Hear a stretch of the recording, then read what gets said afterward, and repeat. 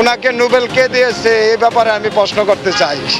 আমি ওনার মরণোত্তর ফাঁসিও চাইবো ইনশাআল্লাহ। আমরা মনে করেন না যে আমরা ছেড়ে দিব। তাদের এক দফা এক দাবি, ইউনূসের ফাঁসি চাই, এই ধরনের একটা তাণ্ডব কিন্তু রাজপথে আপনার বাংলাদেশ ছাত্রলীগের। মহামান্য রাষ্ট্রপতির অভিযোগের প্রেক্ষাপটে প্রফেসর ইউনূস সংবিধান লঙ্ঘন এবং রাষ্ট্রদ্রোহিতার মামলায় কি ফেসে যাচ্ছেন? রাষ্ট্রদ্রোহিতার সর্বোচ্চ শাস্তি হচ্ছে মৃত্যুদণ্ড। সেরকম একটা অপরাধ, সেরকম একটা কাজ জেনে বুঝে যদি করে থাকেন কেউ, তার ব্যাপারে যদি অভিযোগ আসে এবং অভিযোগগুলো যদি প্রমাণিত হয়, তাহলে কোন পরিস্থিতির দিকে যাচ্ছে সবকিছু? আপনি যা পাঠিয়েছেন রাষ্ট্রপতি সই করে দিয়েছেন, বিকজ আর কোনো কনস্টিটিউশনাল অফিস হোল্ডার তো নাই। রাষ্ট্রপতি যদি না কোঅপারেট করে তাহলে স্টেট কোল্যাপস করছে। যেভাবে ইউনূস ট্রিট করেছে, সে শুধু তার ওথ শপথ লঙ্ঘন করে নাই, বরঞ্চ সেই রাষ্ট্রের সাথে খেলা করেছে। আদালতের বারান্দায় এখন একটাই দাবি প্রতিধ্বনি হচ্ছে, যে তা হলো রাষ্ট্রদ্রোহিতার সর্বোচ্চ শাস্তি, অর্থাৎ ডক্টর ইউনূসের ফাঁসি চাই। আইনি বিশেষজ্ঞরা বলছেন, যদি রাষ্ট্রপতির আনা এসব অভিযোগ আদালতে প্রমাণিত হয়, তবে বাংলাদেশের ইতিহাসে প্রথমবারের মতো কোনো সাবেক সরকার প্রধানকে রাষ্ট্রদ্রোহিতার দায়ে সর্বোচ্চ দণ্ড ভোগ করতে হতে পারে। এই ইউনূস গংদের বিরুদ্ধে বাংলার মাটিতেই মামলা হবে। মরার উপর খাড়ার ঘা হয়ে দাঁড়িয়েছে মহামান্য রাষ্ট্রপতির একটা সাক্ষাৎকার। তিনি যেই সব ব্লান্ডার করেছেন, তিনি যেসব কথা বলেছেন, প্রত্যেকটা কথা আগামী দিনে বাংলাদেশের নথি হিসেবে অধিভুক্ত হবে এবং এই নথি দিয়ে, এই দলিল দিয়ে ডক্টর ইউনূস গং এবং ডক্টর ইউনূসের আশেপাশে যারা ছিল জুলাই সন্ত্রাসে সম্পৃক্ত, প্রত্যেকের বিচার হবে এবং সংবিধানের 7 ক ধারা অনুযায়ী এদের প্রত্যেককে ঝুলানোর বন্দোবস্ত করা যাবে রাষ্ট্রপতি মোহাম্মদ শাহাবুদ্দিন চুপ্পু সাহেবের এই বক্তব্যের মাধ্যমে। আসসালামু আলাইকুম দর্শক, সিগন্যাল বিডি চ্যানেলের নতুন একটি গুরুত্বপূর্ণ নিউজ ভিডিও নিয়ে আপনাদের মাঝে হাজির হলাম।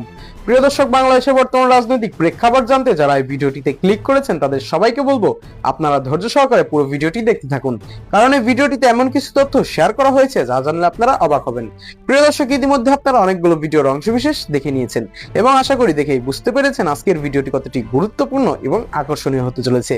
এখনো যারা আমাদের চ্যানেলটি সাবস্ক্রাইব করেননি তাদের সবাইকে বলবো আমাদের চ্যানেলটি সাবস্ক্রাইব করে পাশে থাকা বেল আইকনটি অন করে দিবেন। আর কে কোথা থেকে ভিডিওটি দেখছেন অবশ্যই কমেন্ট বক্সে জানিয়ে যাবেন। তো প্রিয় দর্শক, চলুন আর কথা বাড়াবো না, একটি লাইক দিয়ে মূল ভিডিওতে যাওয়া যাক। বাংলাদেশের রাজনৈতিক ইতিহাসে এক নজিরবিহীন আইনি লড়াইয়ের মুখোমুখি হতে যাচ্ছে সাবেক অন্তর্বর্তীকালীন সরকারের প্রধান উপদেষ্টা ডক্টর মোহাম্মদ ইউনূস।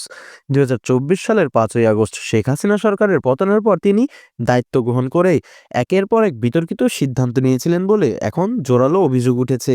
বর্তমান নির্বাচিত বিএনপি সরকার ক্ষমতায় আসার পর ডক্টর ইউনূসের বিরুদ্ধে রাষ্ট্রদ্রোহিতার মামলা দায়ের করেছেন খোদ রাষ্ট্রপতি। অভিযোগের পাহাড় জমেছে ডক্টর ইউনূসের বিরুদ্ধে, যার মধ্যে প্রধানতম অভিযোগ হলো তিনি দায়িত্ব নিয়েই নির্বাহী আদেশে নিজের নামে থাকা সবকটি মামলা অবৈধভাবে মওকুফ করিয়েছিলেন। শুধু তাই নয়, নিজের ব্যক্তিগত 666 কোটি টাকার কর মওকুফ করে রাষ্ট্রীয় কোষাগারের বড় অংশের ক্ষতি করেন বলেও মামলার এজাহারে উল্লেখ করা হয়েছে। সবথেকে চাঞ্চল্যকর তথ্য যা সামনে এসেছে তা হলো রাষ্ট্রপতিকে কার্যত গৃহবন্দী করে রাখা। সাবেক এই প্রধান উপদেষ্টার বিরুদ্ধে অভিযোগ যে তিনি রাষ্ট্রপতিকে কোনো প্রকার বিদেশ সফরে যেতে দেননি এবং রাষ্ট্রপ্রধানকে সম্পূর্ণ অন্ধকারে রেখে বিদেশি বিভিন্ন শক্তির সাথে একাধিক গোপনীয় চুক্তি স্বাক্ষর করেছেন, যা বাংলাদেশের সংবিধানের চরম লঙ্ঘন এবং সরাসরি রাষ্ট্রদ্রোহিতার শামিল। বর্তমানে এই মামলার বিচারকী কার্যক্রম দ্রুত গতিতে এগিয়ে চলছে এবং রাজনৈতিক বিশ্লেষক থেকে শুরু করে সাধারণ জনগণের একটি বড় অংশ ডক্টর ইউনূসের এই কর্মকাণ্ডকে দেশের সার্বভৌমত্বের উপর আঘাত হিসেবে দেখছেন। আদালতের বারান্দায় এখন একটাই দাবি প্রতিধ্বনি হচ্ছে, যে তা হলো রাষ্ট্রদ্রোহিতার সর্বোচ্চ শাস্তি, অর্থাৎ ডক্টর ইউনূসের ফাঁসি চাই। আইনি বিশেষজ্ঞরা বলছেন, যদি রাষ্ট্রপতির আনা এসব অভিযোগ আদালতে প্রমাণিত হয়, তবে বাংলাদেশের ইতিহাসে প্রথমবারের মতো কোনো সাবেক সরকার প্রধানকে রাষ্ট্রদ্রোহিতার দায়ে সর্বোচ্চ দণ্ড ভোগ করতে হতে পারে। দেশের মানুষ এখন অধীর আগ্রহে অপেক্ষা করছে আদালতের চূড়ান্ত রায়ের দিকে, যেখানে নির্ধারিত হবে ডক্টর ইউনূসের ভাগ্য। এই মামলাটি বাংলাদেশের বিচারিক ইতিহাসে একটি মাইলফলক হয়ে থাকবে, কারণ এখানে প্রশ্ন উঠেছে ক্ষমতার অপব্যবহার এবং সংবিধান লঙ্ঘনের চরম সীমা নিয়ে। সরকার পক্ষ থেকে জানানো হয়েছে আইনের ঊর্ধ্বে কেউ নয় এবং দেশের নিরাপত্তার স্বার্থে এই বিচার প্রক্রিয়া স্বচ্ছতার সাথে সম্পূর্ণ করা হবে। অন্যদিকে ডক্টর ইউনূসের অনুসারীরা এই মামলাকে রাজনৈতিক প্রতিহিংসা হিসেবে দাবি করলেও রাষ্ট্রপতির সরাসরি অভিযোগ ও দালিলিক প্রমাণগুলো মামলার মোড় অন্যদিকে ঘুরিয়ে নিচ্ছে। সব মিলিয়ে পুরো দেশ এখন ডক্টর ইউনূসের বিচার ও সম্ভাব্য ফাঁসির রায় নিয়ে উত্তাল হয়ে আছে এবং আন্তর্জাতিক মহলের নজরও এখন বাংলাদেশের এই আলোচিত মামলার দিকে। মহামান্য রাষ্ট্রপতির যে অভিযোগ প্রফেসর ইউনূস সরকারের বিরুদ্ধে, এবং প্রফেসর ইউনূস যেহেতু এই সরকারের নেতৃত্ব দিয়েছেন, সমস্ত দায়গুলো তার উপরেই যাবে, সেই দায়গুলো নিয়েই আলোচনা হচ্ছে। এবং সেই দায়গুলো নিয়ে যদি আদালতে অভিযোগ করা হয় তাহলে কোন পরিস্থিতির তৈরি হবে। প্রফেসর ইউনূস ক্ষমতায় থাকতে নিজের নামে যে মামলাগুলো ছিল সেগুলো নির্বাহী আদেশে তুলে নিয়েছেন। নির্বাহী আদেশে কোনো সৎ লোক, সাহসী লোক ক্ষমতায় গিয়ে নিজের মামলা তুলে নেয় না। যদি তিনি সৎ হয়ে থাকেন, নির্দোষ হয়ে থাকেন, তাহলে আদালত ফেস করে আদালতে নির্দোষ প্রমাণ হবেন, সেই সাহসটা তার থাকা উচিত ছিল। সেই সাহসটা তার ছিল না বলে নির্বাহী আদেশে তিনি তার মামলাগুলো তুলে নিয়েছিলেন। এটা একটা বড় অপরাধ বলে অনেকে মনে করছেন। সিনিয়র সাংবাদিক বীর মুক্তিযোদ্ধা মাহবুব কামাল আজকে ফেসবুকে একটা পোস্ট দিয়েছেন এই বিষয়টা নিয়ে। তার ফেসবুক পোস্টটা দেখে নিন। সেখানে তিনি বলছেন, রাষ্ট্রপতির সাক্ষাৎকারটি পড়ার পর হিসাব করতে বসেছি সংবিধান লঙ্ঘন এবং রাষ্ট্রদ্রোহিতার দায়ে প্রফেসর সাহেবের বিরুদ্ধে কতটি মামলা দায়ের করা যায়। আঙুলের কড়াই কুলাচ্ছে না, ক্যালকুলেটর হাতে নিতে হবে। অর্থাৎ এত মামলা দায়ের হতে পারে রাষ্ট্রদ্রোহিতা এবং সংবিধান লঙ্ঘনের, যেটা আঙুল দিয়ে গুণে কুল পাওয়া যাবে না, ক্যালকুলেটরের সাহায্য নিতে হবে।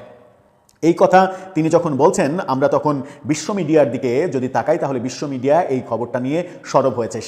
সেটা একটা পত্রিকার নিউজটা আমরা দেখে এসে তারপরে রাষ্ট্রদ্রোহিতা এবং সংবিধান লঙ্ঘনের যে ব্যাপারগুলো সামনে আসতে পারে সেই কয়েকটা পয়েন্ট আপনাদের সঙ্গে শেয়ার করব। এনডিটিভির শিরোনামটা দেখে নিন। এনডিটিভি প্রফেসর ইউনূসের ছবি দিয়ে তারা বলছে, Bangladesh presidents overthrow stabilize Dhaka, charge against Yunus. ভয়াবহ একটা শিরোনাম করেছে এনডিটিভি। এবার আসা যাক যে প্রফেসর ইউনূসের বিরুদ্ধে কি কি অভিযোগ আসতে পারে রাষ্ট্রদ্রোহিতা এবং সংবিধান লঙ্ঘনে। প্রফেসর ইউনূস তার 1.5 বছরে রাষ্ট্রপতিকে ব্যবহার করে 132টি অধ্যাদেশ জারি করেছেন। যে অধ্যাদেশগুলোর ম্যাক্সিমাম অধ্যাদেশই হচ্ছে আইনসঙ্গত নয়।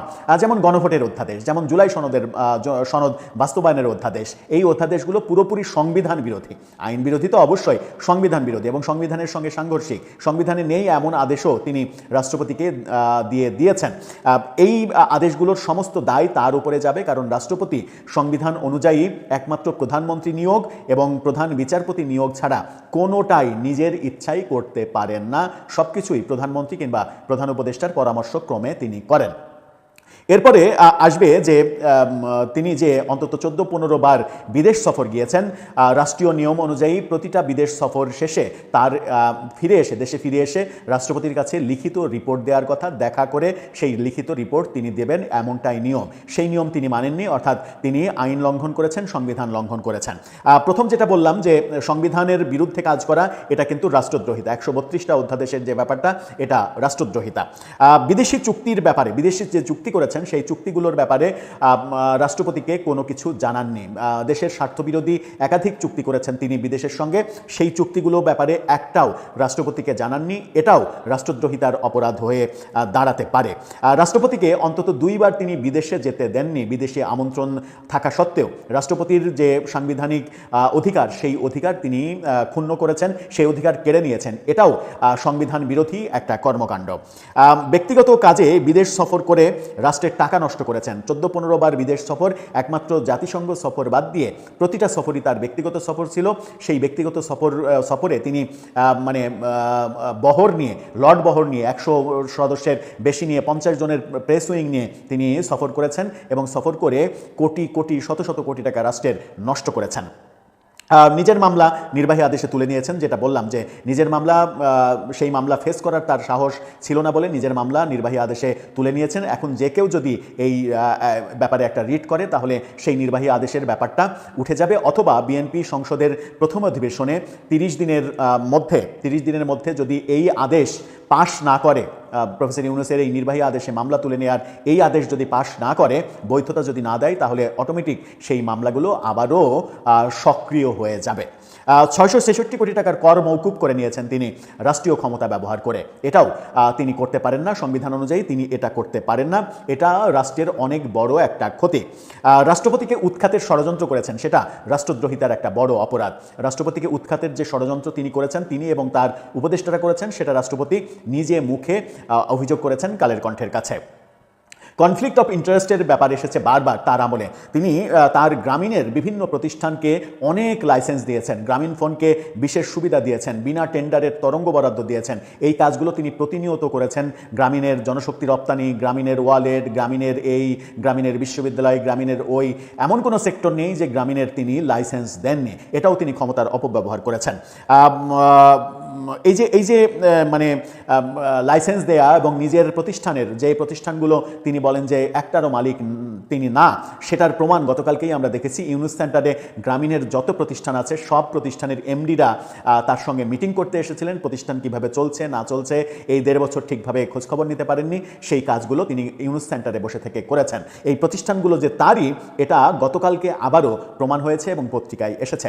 মাহবুব কামাল ওই কারণেই আমি তো কয়েকটা মাত্র বললাম, কিংবা আমার ইনফরমেশনের মানে অ্যাভেলেবিলিটি এত বেশি নেই বলে আরও অনেক তথ্য হয়তো আপনাদেরকে দিতে পারছি না, যেগুলো ইনভিজিবল তথ্য রয়েছে। সেই তথ্যের ভিত্তিতে মাহবুব কামালের কাছে আরও অনেক তথ্য রয়েছে। তিনি জানতেন একজন সাংবাদিক, সেই কারণেই তিনি বলেছেন যে হাতের আঙুল গুনে এই সংখ্যা নির্ধারণ করা সম্ভব নয়, যে তিনি সংবিধান লঙ্ঘন এবং রাষ্ট্রদ্রোহিতার কত অপরাধ করেছেন সেই হিসাব করতে হলে ক্যালকুলেটর লাগবে, এবং মামলার কথা বলেছেন তিনি। এখন তাহলে পরিস্থিতি কি দাঁড়াবে? এখন পরিস্থিতি কি এরকম দাঁড়াবে যে প্রফেসর ইউনূসের বিরুদ্ধে এখন মামলা দায়ের হতে থাকবে, এবং সেই মামলা দায়ের হতে থাকলে তাকে এমন জেলে তো যেতে হতেই পারে বটে। রাষ্ট্রদ্রোহিতার অভিযোগ যদি প্রমাণিত হয় তাহলে রাষ্ট্রদ্রোহিতার সর্বোচ্চ শাস্তি, বাংলাদেশের আইনের যে সর্বোচ্চ শাস্তি, যার চাইতে বেশি শাস্তি আর নেই, সেটাই কি হয়ে যেতে পারে প্রফেসর ইউনূসের? এরকম দিনও কি আমাদেরকে দেখতে হবে? আমরা প্রত্যাশা করি যে সেরকম দিন যেন প্রফেসর ইউনূসকে দেখতে না হয়, কারণ তিনি বাংলাদেশের গর্ব হিসেবেই আমরা জানি, নোবেল জয়ী।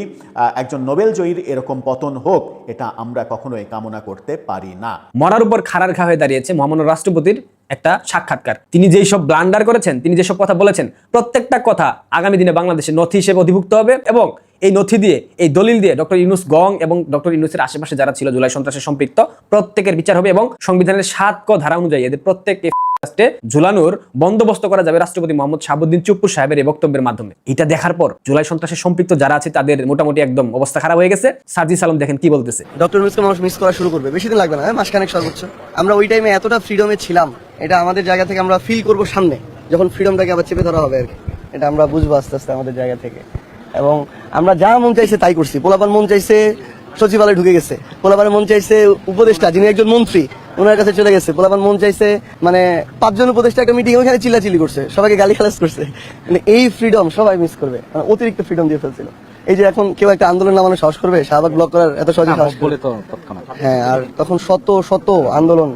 ডক্টর ইউনূসকে মানুষ মিস করা শুরু করবে, বেশি দিন লাগবে না, সর্বোচ্চ মাসখানেক লাগবে। কারণ আগে এমনই ফ্রিডম ছিল যে মন্ত্রণালয়ে মন্ত্রীরা বৈঠক করছে, সেখানে গিয়ে চিল্লাচিল্লি করা গেছে। মানে মবের যে কালচারটা ছিল ইউনূসের শাসনামলে, সেই মবের কালচার এখন নাই, মোটামুটি অনেকটাই কমে গেছে, যার কারণে তাদের অনেক মনক্ষুণ্ণ, তারা কষ্ট পাচ্ছে, তারা ভাবছে ডক্টর ইউনূসকে বাংলাদেশের মানুষ মিস করবে। ভাবা যায় কি ধরনের বুদ্ধি নিয়ে এরা নাকি জাতীয় রাজনীতি করে। যাই হোক, যেই মূল প্রসঙ্গ, সার্জিস আলম, নাসিরুদ্দিন পাটোয়ারি, আসিফ মাহমুদ সজীব ভুইয়া ও মাহফুজ আলম, এই 4 জন খুব দ্রুততার সাথে বাংলাদেশ থেকে সেফ এক্সিট নেওয়ার জন্য সর্বোচ্চ প্রক্রিয়া চালাচ্ছে, এবং এই প্রক্রিয়ার অংশ হিসেবে তারা বাংলাদেশে অবস্থিত পাকিস্তান হাই কমিশন, তাদের যে বাপদাদাদের দেশ, সার্জিসদের বাপদাদাদের দেশ পাকিস্তান হাই কমিশনের একজন কর্মকর্তা মিস্টার কামরান ধাঙ্গাল তার নাম, তিনি কাউন্সিলর পলিটিক্যাল, তার সাথে সব ধরনের দেন দরবার চালাচ্ছে, বিভিন্ন ধরনের তাকে লোভনীয় প্রস্তাব দেওয়া হচ্ছে, টাকা পয়সার একটা ব্যাপক লেনদেন হবার সম্ভাবনা আছে। এরা এর মাধ্যমে কোনোভাবে বাংলাদেশ থেকে বের হতে পারে কিনা সেই প্রক্রিয়া চালাচ্ছে, কারণ এই মুহূর্তে সেনাবাহিনীর কোনো অংশ তাদের সাথে আসলে ওইভাবে যোগাযোগ করছে না। যোগাযোগ করার চেষ্টা করেও তারা বারবার ব্যর্থ হয়েছে। সার্জিসের ছোট ভাইকে ইতিমধ্যে দেশের বাইরে পাঠিয়ে দেওয়া হয়েছে আর কয়েক মাস পূর্বেই। আসিফ, সার্জিস, নাসিরুদ্দিন পাটোয়ারি এবং মাহফুজ আলম, এই 4 জন এই ধাঙ্গাল মিস্টার কামরান ধাঙ্গালের সাথে সর্বোচ্চ বৈঠক করতেছে। ইতিমধ্যে কয়েকবার বৈঠক হয়েছে, রাজধানীর ওয়েস্টের একটা কামরাতে একটা কক্ষে বৈঠক হয়েছে। সেই বৈঠকে তার 5 জন উপস্থিত ছিল। এখন অনেকে বলতে পারেন সেই প্রমাণ কোথায়? এইসব গোয়েন্দা ইনফরমেশন ভাই, প্রমাণ ফুটেজ আপনাদেরকে দেখানো যাবে না, এইসব ফুটেজ কেউ দেয় না। যদি বিশ্বাস না হয় আপনারা আপনাদের সোর্সের মাধ্যমে খবর নিয়ে দেখতে পারেন। তারা এই কামরান ধাঙ্গালের সাথে বিশাল অঙ্কের একটা অ্যামাউন্ট লেনদেনের কথা বলতেছে। যদি মোটামুটি তিনি আগ্রহী হন, সেক্ষেত্রে দেখা গেছে সার্জিস হয়তো বা দেশ থেকে চলে যেতেও পারে। এখন বিএনপি তাদেরকে আটকাবে কিনা, তাদের যেই অপশাসন, তাদের যে দুর্নীতির ফিরিস্তি গত 17-18 মাসে, এগুলা বিএনপি যদি সামনে নিয়ে সেদেরকে আইনের আওতায় আনে, তবে বাংলাদেশের মানুষ হয়তো বা এই যাত্রায় বিএনপিকে ক্ষমা করলে করতেও পারে। আর যদি এদেরকে সেফ এক্সিট দেওয়া হয়, সেক্ষেত্রে আমার আমার মনে হয় না বিএনপির প্রতি বাংলাদেশের মানুষের ওই বিশ্বাসটুকু থাকবে। বাংলাদেশের ইমিগ্রেশন কর্মকর্তা যারা আছেন প্রত্যেকটা বিমানবন্দরে, পাশাপাশি যারা এই সংশ্লিষ্ট কাজের সাথে সম্পৃক্ত, তাদের উদ্দেশ্যে একটা বার্তা থাকবে, এ ধরনের দেশদ্রোহী, এ ধরনের লুটপাটকারীকে আপনারা দেশ থেকে চলে যেতে দেবেন কিনা সেটা আপনাদের বিবেকের উপর প্রশ্ন রেখে গেলাম। শুধু সংবিধান লঙ্ঘন হয় নাই, ইটস ট্রিজন। আপনি রাষ্ট্রপতিকে দেখা করেন নাই, আপনি আপনার পলিসিস গুলি রাষ্ট্রপতিকে জানান নাই। বিকজ আমাদেরকে খেয়াল রাখতে হবে যে রাষ্ট্রপতি হচ্ছেন একমাত্র ব্যক্তি যিনি কনস্টিটিউশনাল অফিস করছিলেন প্রধানমন্ত্রী যাওয়ার পর, একমাত্র ব্যক্তি যিনি কনস্টিটিউশনাল পজিশনে ছিলেন। উনি একজন নির্বাচিত রাষ্ট্রপতি। আপনি তো 12th পার্লামেন্টকে অবৈধ বলেন নাই তো, উনি তো 12th পার্লামেন্ট দ্বারা নির্বাচিত রাষ্ট্রপতি। আপনি তো ওনার সাথে খেলা করতে পারেন না। সংবিধান স্পষ্টভাবে বলেছে যে যিনি সরকার প্রধান হবেন, তিনি কোন পলিসি নেওয়ার আগে রাষ্ট্রপতির সাথে দেখা করবেন, রাষ্ট্রপতিকে অবহিত করবেন। উনি যখন দেশের বাইরে যাবেন, উনি রাষ্ট্রপতির সাথে দেখা করবেন, ওনাকে জানাবেন কেন যাচ্ছেন। উনি যখন ফিরে আসবেন তখন আবার রাষ্ট্রপতির সাথে দেখা করবেন। যেভাবে ইউনূস ট্রিট করেছে, সে শুধু তার ওথ শপথ লঙ্ঘন করে নাই, বরঞ্চ সেই রাষ্ট্রের সাথে খেলা করেছে। সেই রাষ্ট্র, উনি হচ্ছেন প্রতীক, রাষ্ট্রপতি হচ্ছেন প্রতীক। এই রাষ্ট্রপতি কে? রাষ্ট্রপতি যেহেতু রাষ্ট্রের প্রতীক একজন, আপনাকে ওনাকে রেসপেক্ট করতে হবে। উনি 1 নম্বর ব্যক্তি রাষ্ট্রের, আপনি তো 1 নম্বর ব্যক্তি না। ইউনূস যেটা করেছে, দেখেন আমি আগেও বলেছি, ইউনূসের বিরুদ্ধে সরকারকে তদন্ত করা উচিত। ইউনূসের বিরুদ্ধে তদন্ত হবে। ইউনূসের যে ক্যাবিনেট ছিল, স্পেশালি লামিয়া মোর্শেদ, রিজওয়ানা, আসিফ, তারপরে লামিয়ার হাজবেন্ড, রিজওয়ানার হাজবেন্ড, তারপরে শফিকুল আলম, এরকম আরো কয়েকজন আছে যাদের বিরুদ্ধে সরকারকে তদন্ত করা উচিত যে এরা রাষ্ট্রের প্রতি কি ক্ষতি করেছেন। রাষ্ট্র তো 4টি খেলা না। এবং আমি আশাবাদী যে যেহেতু আমার প্রধানমন্ত্রী আমাদের তারেক রহমান সাহেব এই দেশের প্রধানমন্ত্রী হয়েছেন, 2/3 মেজরিটি আছে ওনার, উনি এই পদক্ষেপ নেবেন যে অ্যাটলিস্ট একটা ইনকোয়ারি কমিটি করবেন, যে ইনকোয়ারি কমিটিটা রিপোর্ট দেবে বা একটা কমিশন করবেন, সেটা রিপোর্ট দেবে যে উনি কি অনৈতিক, ইললিগাল, আনকনস্টিটিউশনাল কাজ করেছেন, যে সামথিং লাইক ট্রিজন আমি মনে করি। বাট আমার মনে, দিস ইজ মাই ওপিনিয়ন, যেভাবে ট্রিট করেছেন রাষ্ট্রপতিকে। এবং আমি আপনাদেরকে আগেই বলেছি যে কালের কণ্ঠ যেটা আজকে পাবলিশ করেছে, এখন তো এটা রাষ্ট্রপতির মুখ থেকে সবাই জেনেছে যে উনি কি বলতে চেয়েছেন। কিন্তু কথা হচ্ছে যে এই জিনিসগুলি তো আমি বারবার বলেছি, রাষ্ট্রপতির প্রেস উইং সরিয়ে দিয়েছে। আমি বলেছি, অনেক আগেই বলেছি, কি ক্ষমতা বলে সে সরিয়েছে রাষ্ট্রপতির প্রেস উইং। সে তো he is not the prime minister, prime minister না, সে তো প্রাইম মিনিস্টার না। তার কারণ হচ্ছে কেয়ারটেকার গভর্নমেন্টের যে কনস্টিটিউশনাল প্রভিশন ছিল, সেখানে বলা ছিল যে চিফ অ্যাডভাইজার যিনি হবেন, he will be deemed to be the prime minister, যার জন্য prime minister power hand over করতো। এইখানে 106, যেটা আমি চ্যালেঞ্জ করেছি এবং আমি এখনো মনে করি যে এটা আনকনস্টিটিউশনাল, ইললিগাল ভাবে ওনাকে ক্ষমতায় বসানো হয়েছে। আমি এই রায়টা এখনো পাই নাই। দেখেন আশ্চর্য ব্যাপার, সব রায়গুলি হয়ে যাচ্ছে, কিন্তু আমার এই রায়টা আমি এখনো পাই নাই। 106 সার্টিফাইড কপির জন্য অ্যাপ্লাই করা আছে, আমাকে রিভিউ করতে হবে এই রায়টা। So I am waiting for the রায়, যে কি লিখছেন, বিকজ ওরা বলেছেন, রিজেক্ট করেছেন, অবজারভেশনের কথা বলেছেন।